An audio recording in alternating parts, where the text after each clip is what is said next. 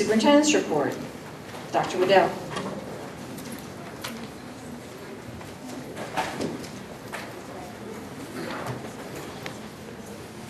Thank you, Madam President. At this time, we have several items that I'm going to ask Ms. Becky Buck to make the report on.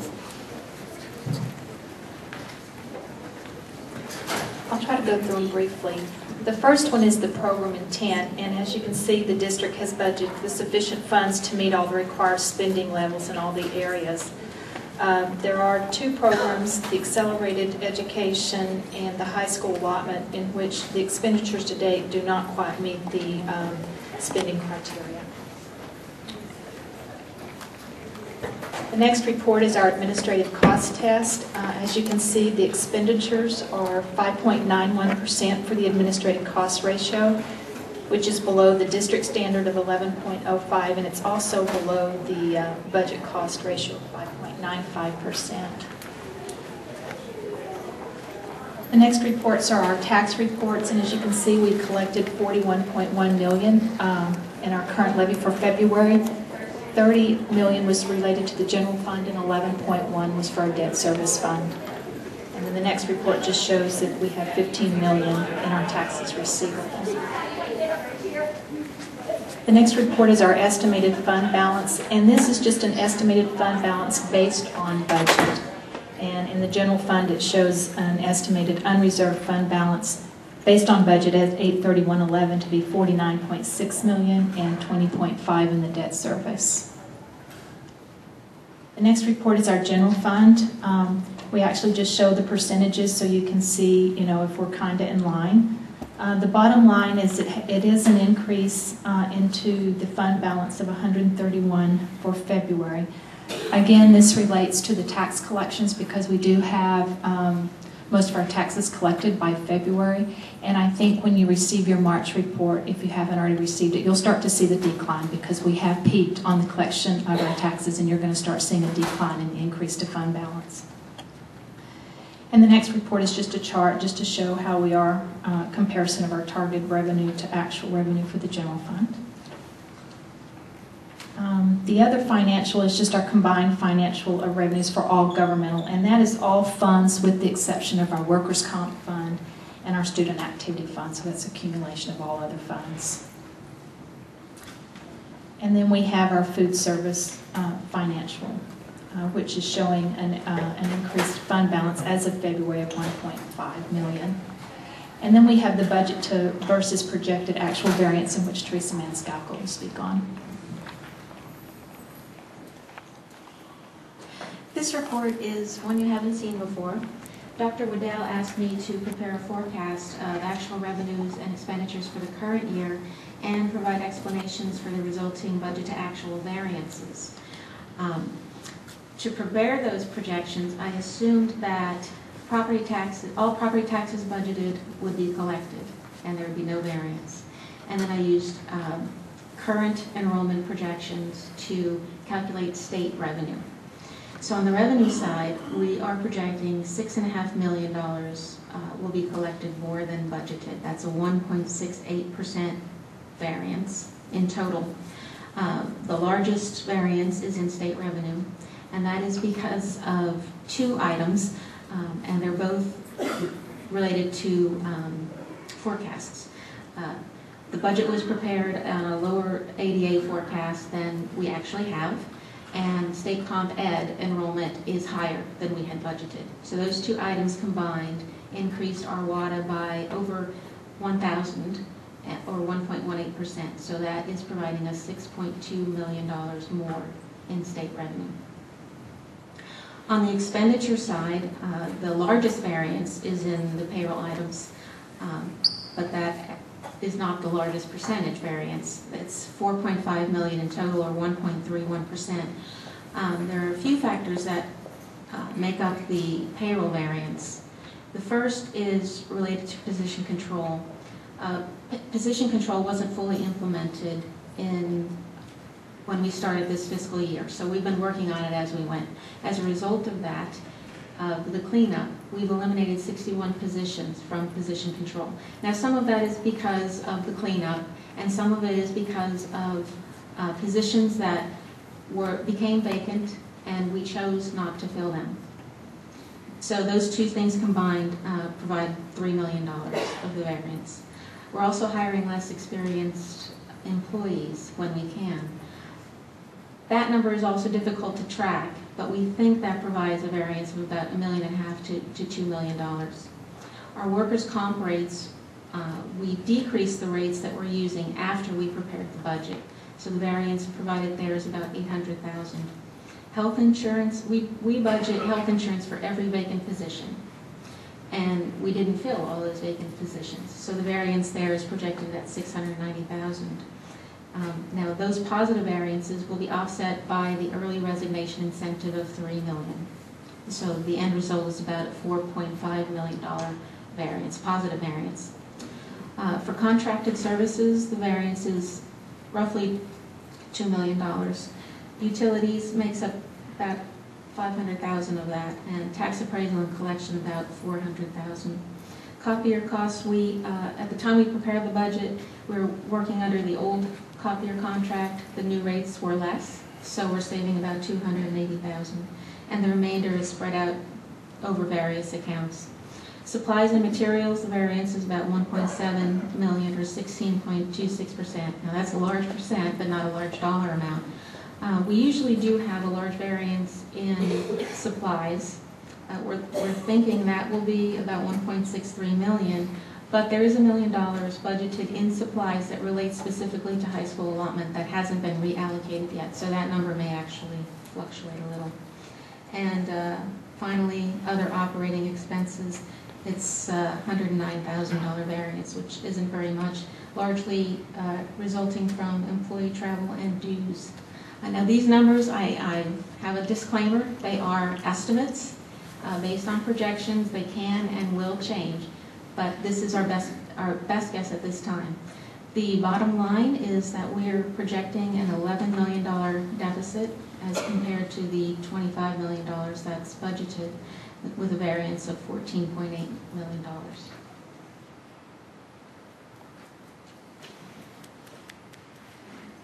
Wow. Okay. Dr. Brown. Can we comment on that or ask about? Sure, go ahead. Okay. Madam Chairman, I would just like to have the ladies qualify that statement. So the current fund balance projection is $49 million. If everything you said came true, am I interpreting right that we would have $63 million instead at the end of the fiscal year? Obviously, with your disclaimer taken into account.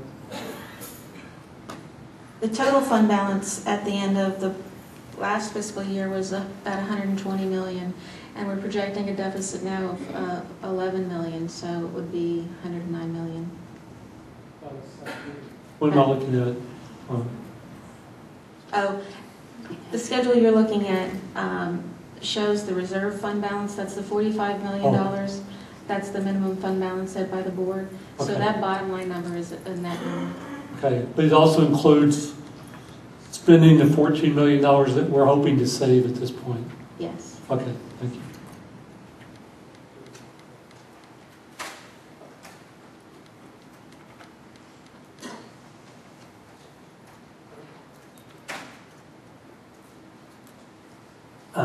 Mr.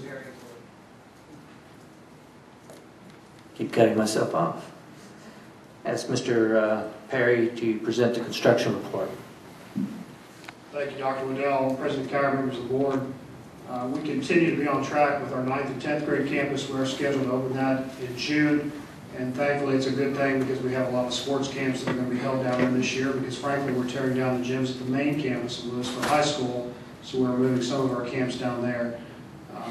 Oak Construction is our contractor on that project. They are on track, and we have their Bedpoke's personal guarantee that they will be done by June and ready for the kids to come in. Our other major project that's going on is obviously our main campus rebuild. I do have Bruce Helm, the Charter Builders, here tonight. I've asked him to be a part of our meeting tonight in case there's any detailed questions. But they are on track to finish phase 1 of that, which I'll remind everyone is new gymnasiums, cafeteria, and fine arts. Phase 1 will be completed in August, and then you'll see a section of the existing gymnasiums torn down starting this summer and into the fall. We continue to rebuild Marcus Gym. We had a successful, what we call a smoke test, and for just simple terms, it means it's not leaking anymore, and that's a good thing. We continue to rebuild that. Contractors are working 4 to midnight out there, so we don't disturb classes. We have many projects we're gearing up for this summer. We have a very busy summer ahead of us. I'll be glad to answer any questions that the board may have.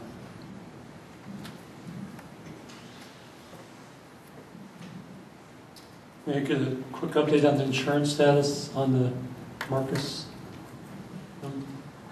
Yes, sir, Mr. Ferguson, the insurance company continues to say they'll be glad to pay for putting the gym back. They're not willing to pay for it this time to replace the pipes, so to speak, the drains that we've determined were leaking.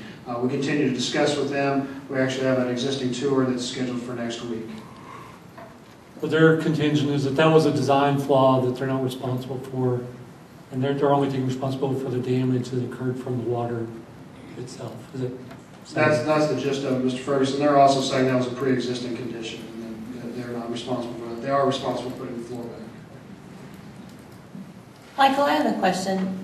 Can you tell us the difference in the size of the current cafeteria and gym at LHS on Main Street to what the new cafeteria and gym, the size that the new cafeteria and gyms will be? This is laying them off the top of my head. I don't have those exact numbers. I'd be glad to get them for you, though. Are they going to be larger, smaller, in between? We are adding 3 gyms. I'm sorry, let me rephrase. You currently have 2 gyms. We're actually putting a 3rd gym in. So obviously the athletic space, gymnasium space increases. However, the size of the cafeteria, I can get you the exact square footage if you'd like. Yeah, I would like to see a comparison. Yes, ma'am.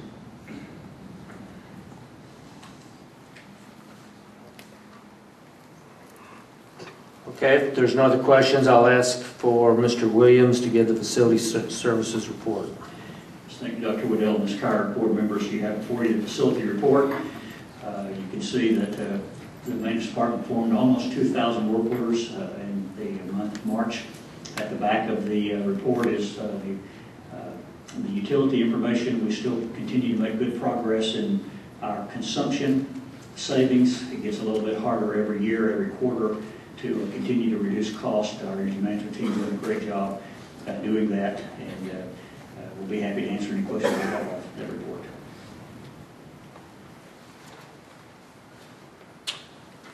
Doesn't look like there are any. So, Mr. Vail, would you please give the technology update?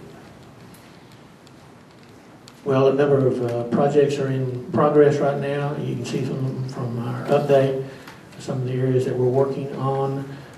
Those primary concern to us right now are the financial system upgrade, which we're working on.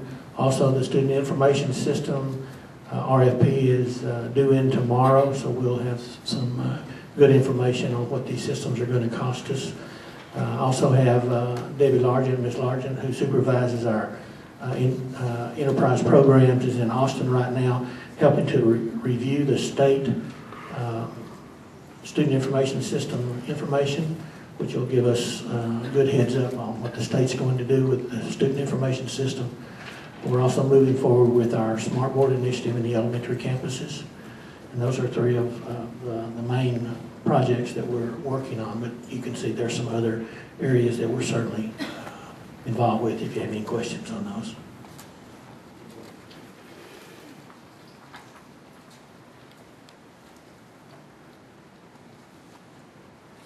And finally, we have here for you information regarding proposed summer hours. I think it's been the tradition of the district for a number of years to do a 4-day summer week. We're asking to do that again. We're proposing the hours of 8 to 5. We did this in my previous district, realized quite a bit of savings regarding shutting down the HVAC systems. And on top of that, though, it's considered to be a real it was a morale booster on the part of our staff in the summertime, and it worked out really well for us. The people were very productive, did the work they had to get done because they knew they had Friday off, and so we're we're proposing that we use a similar schedule this year for our summer work.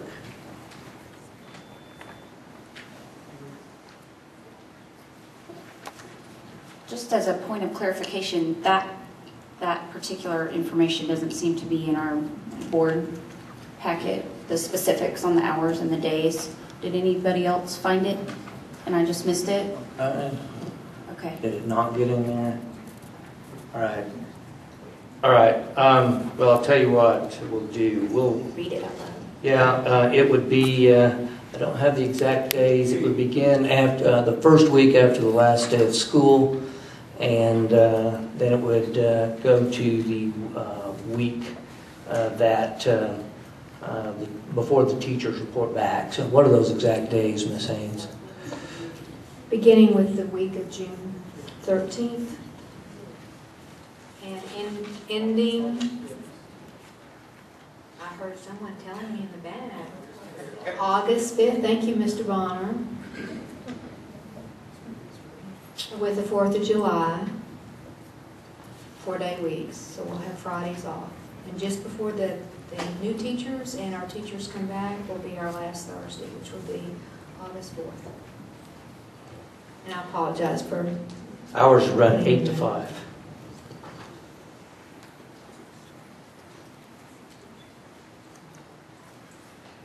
Okay.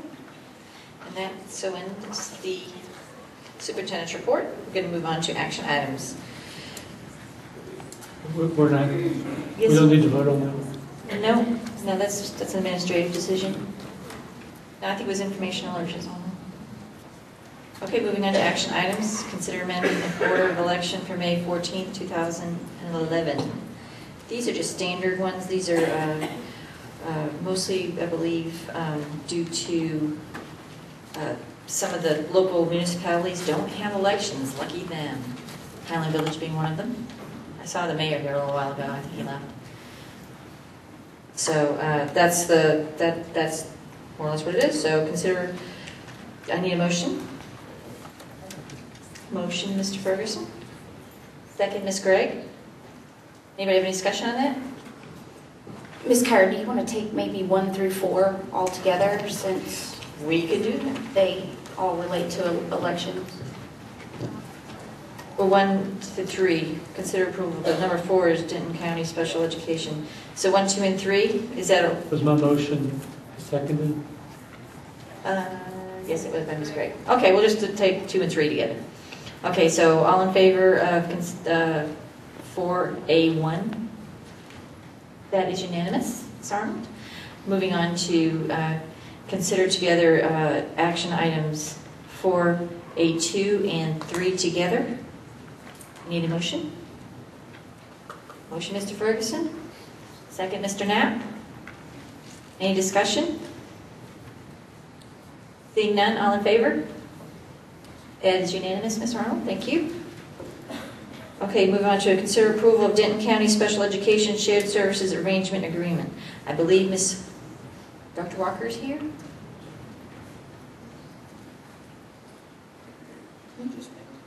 Oh, okay, why don't we do the motion first? A motion to accept?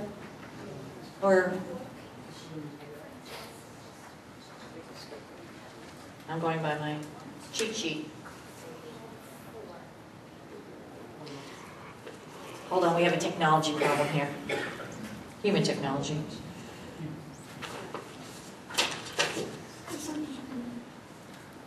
Actually, we did. We skipped 4. I'm sorry, we did. Consider approval of Denton County estimated cost of contracted service. I am so sorry for questioning you, Mrs. Fulton. I have been wrong occasionally. No, don't say so. Okay, so I'm sorry, I have misread. So I need consider approval of Denton County estimated cost of contract services for May 14th, 2011 election. I need a motion, please. Motion, Mr. Knapp. Second, Ms. Gregg. Any? Nope. All in favor? Yeah, that's unanimous. Moving on to now consider approval of Denton County Special Education Shared Services Arrangement Agreement. Why don't we, I need a motion, please. Motion, Ms. Fulton. Second, Ms. Latham. Okay, discussion. Anybody have any questions on that?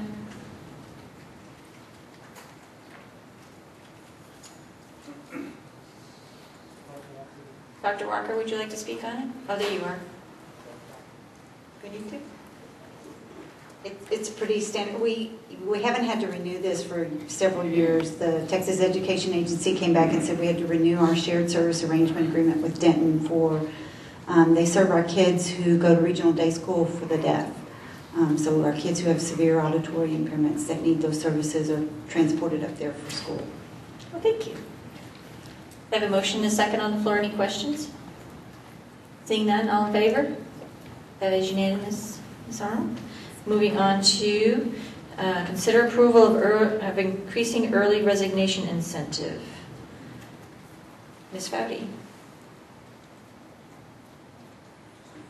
Madam President, I move that we amend the resignation incentive plan adopted by the board on March 22nd, 2011 by increasing the incentive offer to all eligible employees from 10% to 15% to help increase participation and accomplish the goals of the plan. Thank you, Ms. Foudy. I have a motion. Ms. Foudy, I need a second. Ms. Latham? Discussion? Could we maybe have an update on where we are so far?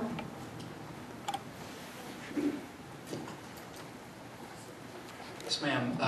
Ms. Fulton, there's about 141 people that participated in the plan the first week. About $950,000 were expended out of that $3 million. The proposal would make that retroactive, so that total would go up to about $1.4 million, still give us 1.6 of the original $3 million allocation to offer as an early resignation incentive. And all the math teachers didn't get together? The math teachers did not conspire. No, Okay, they did not. thank you. You're welcome.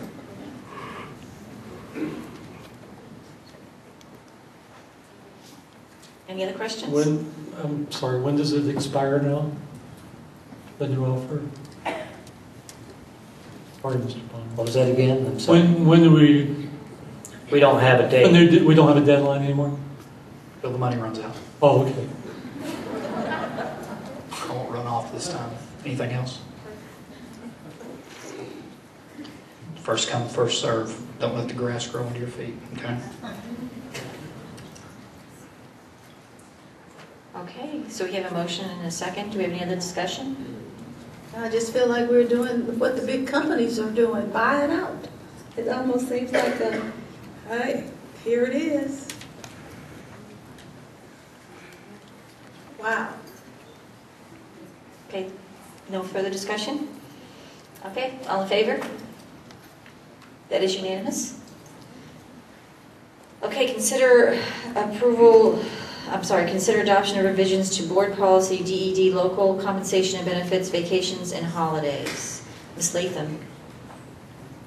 Yes, Ms. Kyer, I move to adopt the revisions to board policy DED local as recommended by the policy committee. I need a second. Actually, that's a committee recommendation, so I don't need a second. But we still have room for discussion.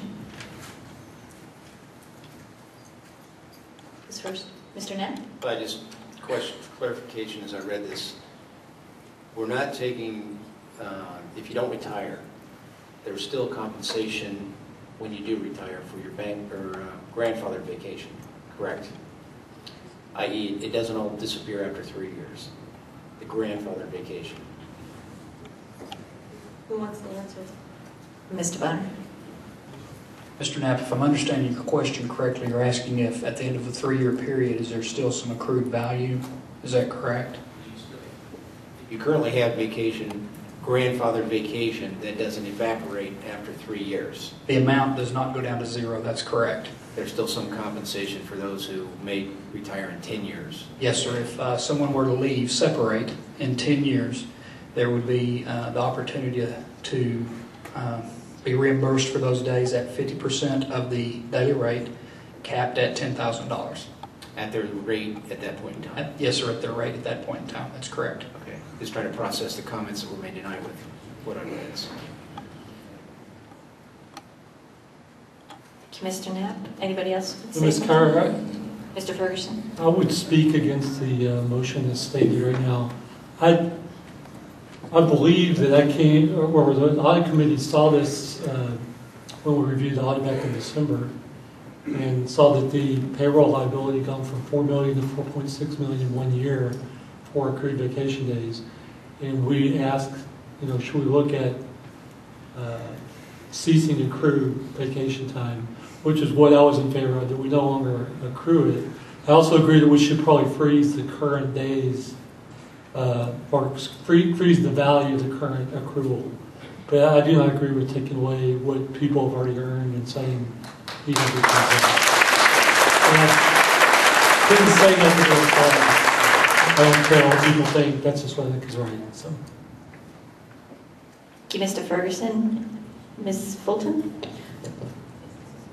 I am in the belief that there would be good cause for the recommendation, so would someone care to elaborate on what it is we're trying to accomplish here?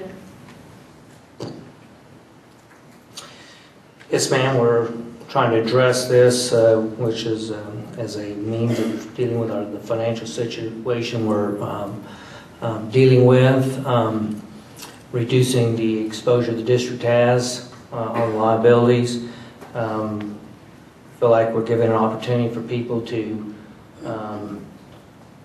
get the money that they've been that's been there, that they can take that option now, but that we felt like the means by which to do that, we could phase that out over a 3-year period. It gives people a choice to decide when they want to do that.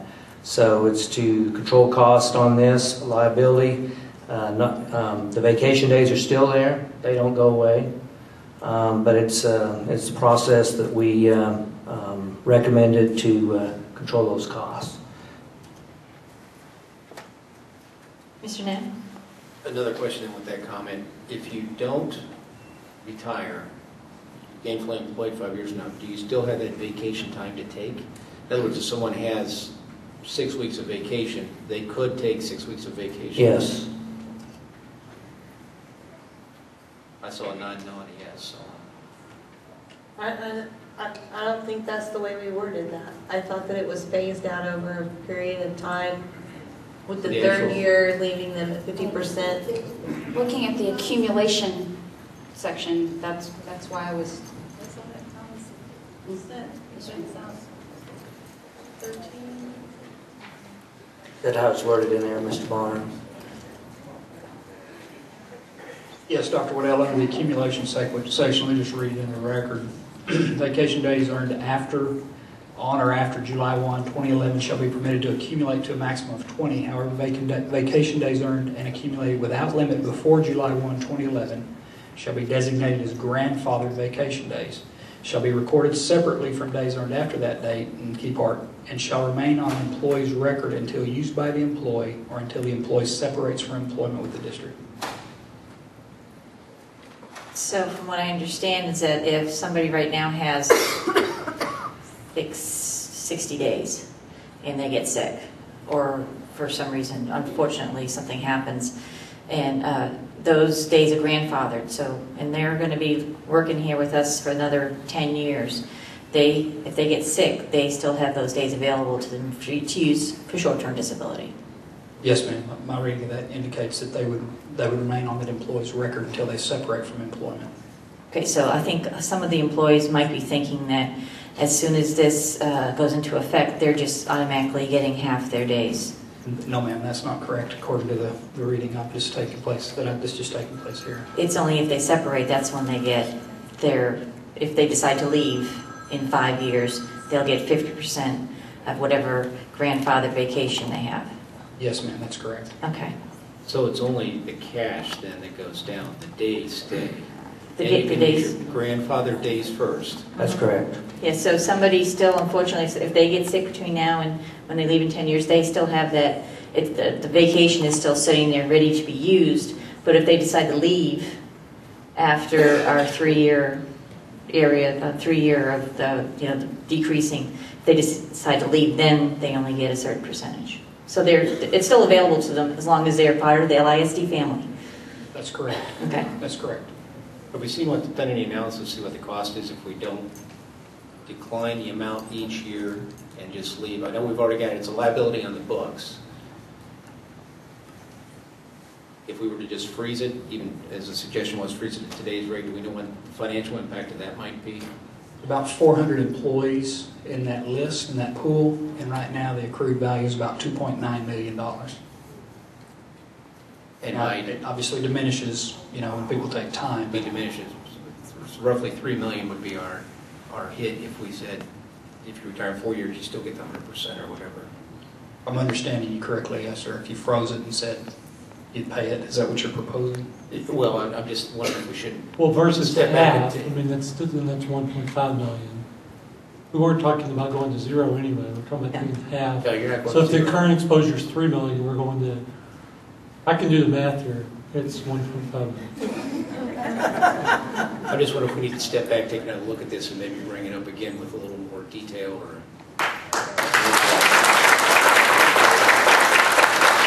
But one other point of the audit committee was we want people to take their vacation every year. That's a very important part of internal controls, that somebody doesn't work all the time and never let anybody else see what's going on at their job. So our auditor urged us to change the policy to, as a matter of audit control. So, to me, the goals of policy were not to immediately save money, but to keep this liability from accruing going forward and to get people an incentive to take their vacation each year by no longer accruing it. So I think we all look at back off and maybe just freezing the current value. If we could reconsider it in 3 weeks, maybe. I just don't see it would be in the character of our district to take the money that people believe they've earned. I just don't see that.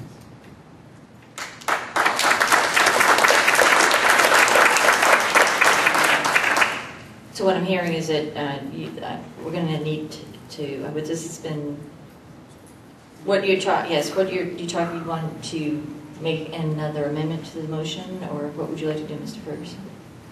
I'm not in favor of trying to amend it at the table.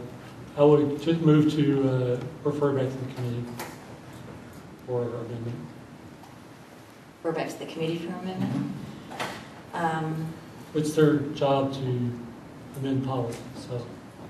The general, But I know, but this has already come out of the committee, so you're sending it back to the people that already have approved it and already looked through it. So that's what I'm saying, you're not really, but you're sending it back to people that already have approved it. So that doesn't, I don't know how it's going to change. It's a valid motion to refer to committee. Okay, well, all right.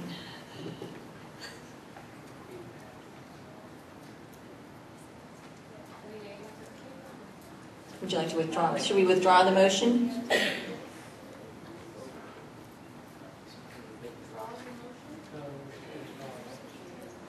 The committee made the motion, so Ms. Latham, would you like to withdraw your motion, or would you like the board to vote on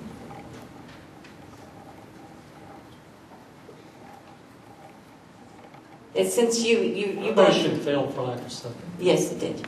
So since you made the motion coming from the committee, it's not been seconded and stuff like that, so it's really up to you. Would you like to withdraw your motion? And we can do that way, right, Mr. Ferguson? I mean, it's on the floor. I think it should probably vote on it. I would like to say that the policy committee has been looking at this policy for several months now. Budget cuts are not easy to make, and it's not a personal thing, but this cut doesn't affect the classrooms, doesn't affect the teachers, doesn't affect our students. And while it's not a fun one to make, it creates the least impact to our students. So no, I would not like to withdraw my motion. I'd just like to go ahead and vote on it. Okay, would anybody else like to say anything? That's great. Ms. Fulton. Is the paraprofessionals, how much vacation time can they accrue? 20 days. And they will not be affected at all with this. If they have already... Mr. Bonner will answer that question. The way the policy is currently written, the grandfather days would be in the pool, and every employee could accrue 10 more for use, but no payout. So any employee, Ms. Gregg, paraprofessional or otherwise, would have the opportunity to earn 10 days each additional year, capped at 20. Once they earned over 20, they would get 10 the next year, but if they were not consumed that year, they would be lost, and the cap would remain at 20 on new days.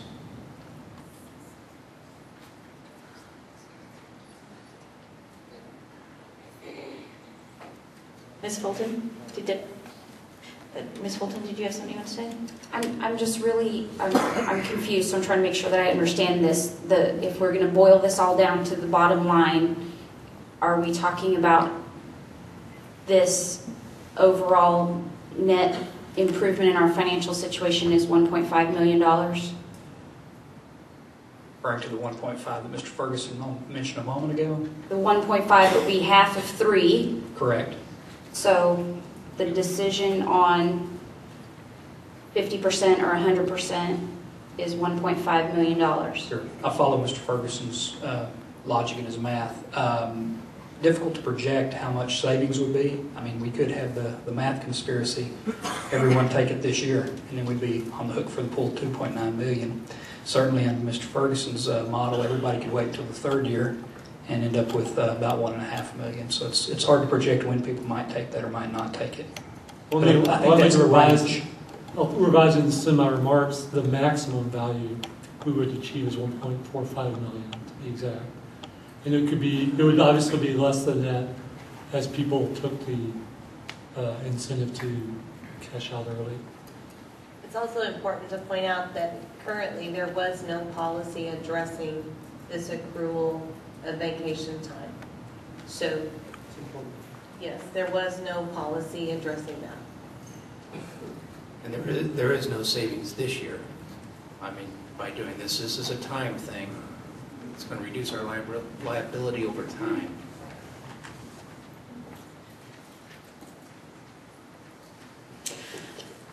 Dr. Haynes or Buddy, I have one question for you. What would be the, Mr. Ferguson talked about freezing the, the current rate so that whatever they are at now, even if they just suddenly become, I don't know, superintendent or something like that, and they get a jump in their pay. If they, we froze it at their current pay, you can do that, or what are the legalities in just, Dr. Waddell's probably going to kill me for saying this, but just paying everybody off now for the amount that they've accrued over the years. I don't know if that's actually, is that viable? Because I'm not sure what the laws in the state when it comes to stuff like that. It would be seen as a bonus, which I know is. Well, that's the $2.9 million figure with some change, and I'm extremely hesitant to give her a legal opinion because Mr. Lynn is not here, so I'll stop there. Okay, I was just curious because this is a tough one for me, especially coming from, I'm on the committee with Ms. Latham. This has been budgeted forever. It's a line item in a budget, so it's not suddenly something that's going to be foisted upon us. It's included in the budget. That's correct? Yes, ma'am, that's correct. So every year, or Ms.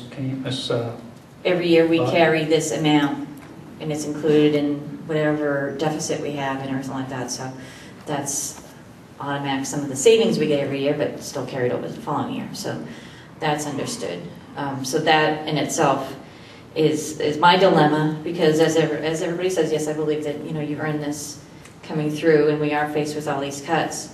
And we're trying to do the best job we can to save people's jobs, like the probationary teachers.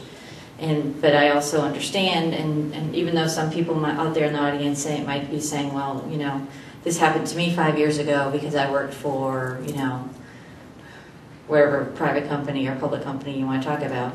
Just because it was done to you doesn't mean it's something I want to do. So therein lies my dilemma, because I know the next 2 years are not going to be the fun part, but we have to make these decisions. And, when it comes down to, saving the 1.75, whatever Mr. Ferguson came up with. I'm sorry, 1.45. saving that, because that's some money that we can put towards saving the probation teachers next year, giving them the 4-year contract, actually giving them a real contract. So that's our dilemma. I understand the feelings of everyone that has those days saved, but if you plan on being here for the 15 years, you can use those, but that's a long time too. So that lies my dilemma. So I don't know if anybody else would like to speak to the motion. Dr. Waddell, would you like to say anything? Okay. Anybody else want to say? Okay, we do have a motion on the floor. No, Carol. Oh, Yeah, I'm sorry, just Mr. a Miller. comment. Becky, correct me if I'm wrong, but the liability's on the books. It's already sitting there, so it's Actually, just the liability is on the government-wide, not the balance sheet that you're accustomed to seeing. Okay, It's part of the government-wide statement, it's part of the GASB. but it's only a cash expense if somebody retires and takes their vacation in pay. They do budget an amount each year for kind of what they, estimate, so that there is a portion budgeted, but the $3 million is not budgeted. Okay. Right, but if we freeze at today's rate, it just sits there as a liability going forward until somebody uses it as Yes, sir. vacation or retires and cashes it out. Mhm. But it's a known amount. I guess what I'm saying is, in effect, we accomplish our budget. We've put a cap on this going forward. Yes. It's not going to be a growing amount. So Right. we've kind of, We would probably actually see it, I guess, decline as people leave. that's my thought. Yeah, so the liability is going to quit growing. It's going to shrink over time. Okay, thank you for the clarification, Mr. Knapp. Coming from account, that's great.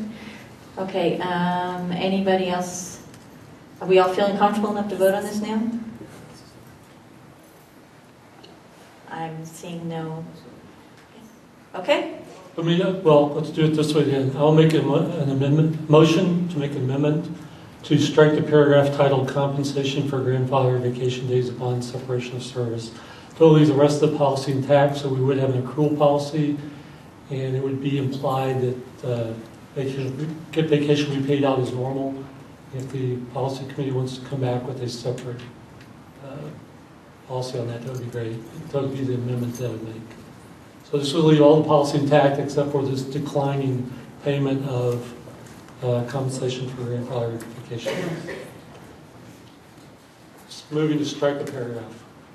That paragraph titled compensation for grandfather vacation days upon separation of service. This section would be right. okay, so I have a motion. That's an amendment. Amendment to the motion. Do I have a second to the amendment? Second, Ms. Fulton. Okay. Discussion. Discussion, please. Okay, so the reason I decided to go ahead and make an amendment was if we voted against the policy, then we'd be at square one. If we pass this amendment, then we can vote, and we'll have a policy in place. As Ms. Layton pointed out, we've never had one. I think it's good to get that in place, and perhaps then we could just revisit this and come back with a freeze the current value, if that's what we want to do, and give the board time. I think the board needs a little time to think about this part. It is a difficult decision. I appreciate that. And I've spoken, and I'm not trying to get any more applause. I don't know what you guys are thinking. I'm not criticizing anybody else, but I think we should just delay looking at this part then and get the rest of the policy in place. Okay, so I have an amendment on the floor, amendment and seconded by Mrs. Fulton. Okay. Well, this always screws me up. Yes, we're voting on the amendment. I'd like to make it through one meeting when we don't have an amendment on one of our motions. Just kidding. Well, I bet there's a lot of teachers out now that are happy that you didn't stay at school, Mr. Ferguson.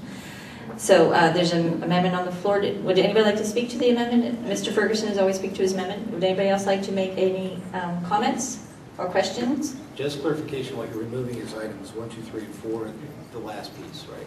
Yes, I clarified, I meant the amendment is to remove that section titled compensation for grandfathered vacation days upon separation of service, which would include those sub-paragraphs, yes. That's DED local on page 2 of 2, at the bottom, the last thing.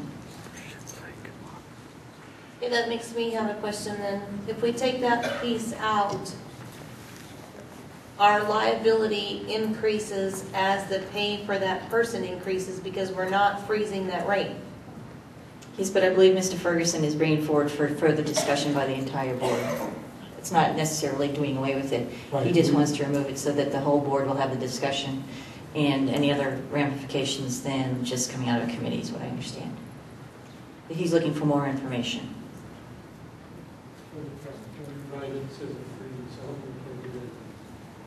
Yes, you don't want to do the table, you want a little bit more discussion.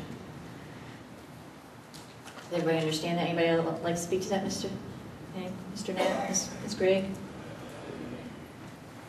Ms. Fulton? Ms. Fowdy? No? Okay. All right, so we need to vote on the amendment. All in favor of the amendment as stated by Mr. Ferguson and seconded by Mrs. Fulton? That's Ms. Latham, Mr. Ferguson for, Ms. Kyer for, Ms. Fulton for, Mr. Knapp for, and those against? Ms. Latham against, Ms. Fowdy against, and Ms. Gregg against. The amendment passes, so we will move on to the motion, which, with the paragraph struck. Thank you, Ms. Fulton. There's a motion. Any discussion on that one? One last question, sorry. It's okay. Somebody decides I'm going to take 3 weeks vacation this summer. They have to get it approved. What if it's denied?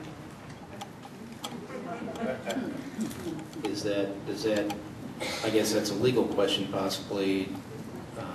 They've got this bank that now we've told them they can't use it, but we also can't pay them for it. You're correct. The policy provides for supervisor approval on any vacation request. It would be discretionary leave, and that falls on the supervisor's discretion of approval. And if they deny it, do we have That's a work performance issue that needs to be addressed by the supervisor. Are we leaving ourselves open for? That's very similar, Mr. Knapp, to our current discretionary leave policy. Certainly it doesn't discuss vacation in state or personal leave, state or local personal leave. But we have 2 classes, discretionary and non-discretionary, and this would fall under that discretionary policy. It tracks exactly the same. It requires supervisor approval before they can take it for more than 3 days in advance. The point's not to keep them from taking vacation now. It's,